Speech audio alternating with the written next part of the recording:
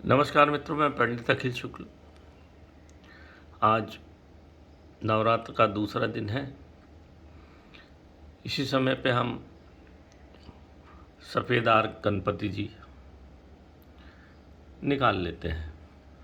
जैसे श्वेतार्क, जैसा आप जानते हो, आर्क मतलब सूर्य, और श्वेतार्क या सफ़ेद आर्क जिसको बोलते हैं कौआ, ये बड़े काम के गणपति निकलते हैं। इनकी जड़ है ये।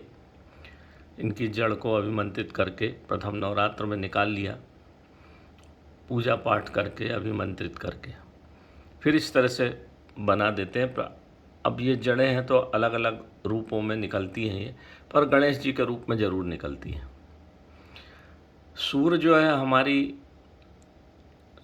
सभी ग्रहों में सबसे आत्मा का ग्रह और सबसे बलिष्ठ ग्रह माना जाता है और सबसे बड़ा ग्रह माना जाता है। जब भी कभी कोई सूर्य की राशि से में चला जाता है, 15 डिग्री तक पहुंच जाता है, तो वो ग्रह अस्त माना जाता है। मतलब सूर्य अपने प्रभाव से उसको अस्त कर देता है। तो इस सफ़ेद आर्क में सूर्य का प्रभाव बहुत ज़्यादा है और गणेश जी तो विघ्न विनायक है ही, तो ये बहुत प्रभावी गणपति माने जाते हैं। गणेश जी की पीठ की तरफ दरिद्र होता है, इसलिए इसको हमारे प्रवेश द्वार की तरफ पीठ करके अंदर की तरफ मुख करके ही हमेशा लगाया जाता है। आपने देखा भी होगा कि जहाँ भी गणपति जी लगाए गए हैं या फ़ोटो लगाई गई है तो उनका पीठ जो है बाहर की तरफ और मुख अंदर की तरफ होता है। ऐसी हमारी पौराणिक मान्यता है। और शिवगण हैं ये। गण मतलब जो ताकत शिव की इनमें है ही। और सूर्य का प्रभाव इस पौधे से प्राकृतिक तौर पर जड़ से आ जाता है। जड़ें ही मुख्य होती पौधों में, उसी से उसका पोषण होता है। इसलिए श्वेतार्क गणपति का बड़ा महत्व है। ये जिस जगह पर श्वेतार्क गणपति होते हैं उस जगह से भूत प्रेत बाधा जैसी मान्यताएं हैं।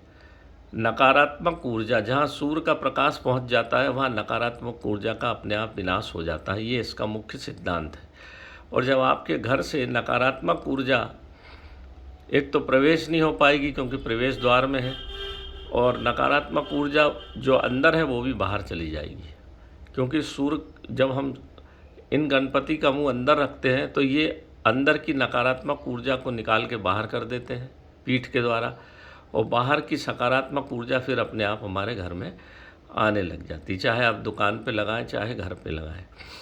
तो धीरे धीरे शनि और राहु की काट हो जाती है सूर्य के कारण, और सकारात्मक ऊर्जा प्रवेश करती है। तो धीरे धीरे हमारे घर में सुख शांति और धन संपदा आने लग जाती है।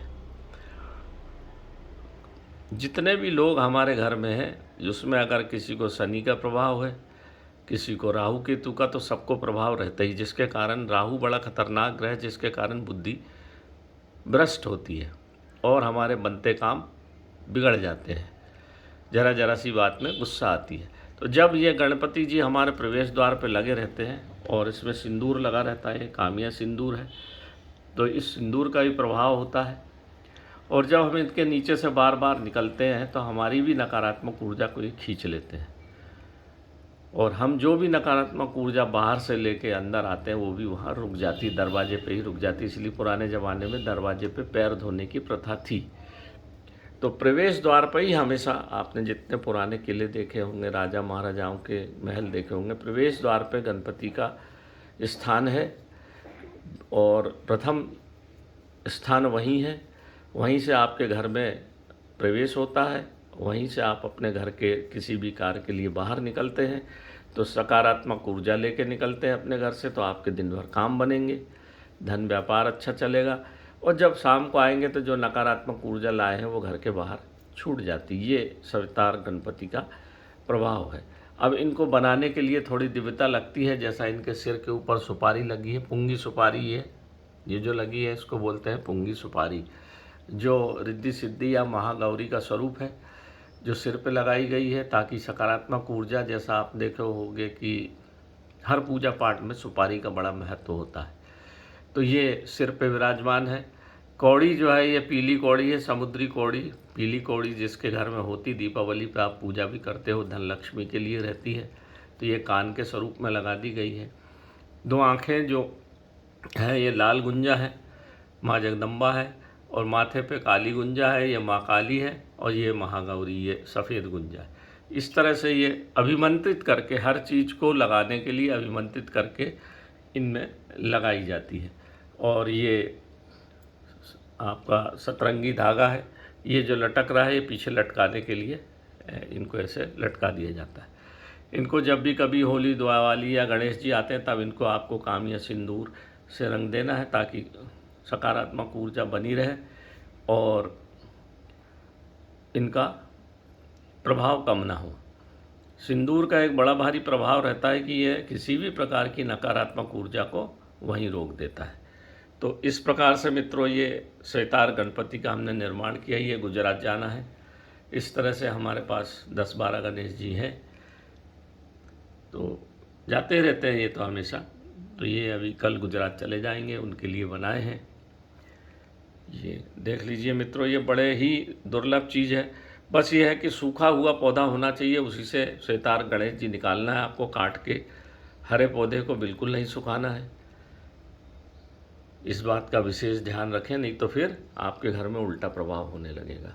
जो स्वतः सूखा हो उसका आप निकाल लीजिए, अभिमंत्रित करके, पूजा पाठ हवन करके, भगवान गणेश जी का नाम लेके बुधवार के दिन निकाल सकते हैं।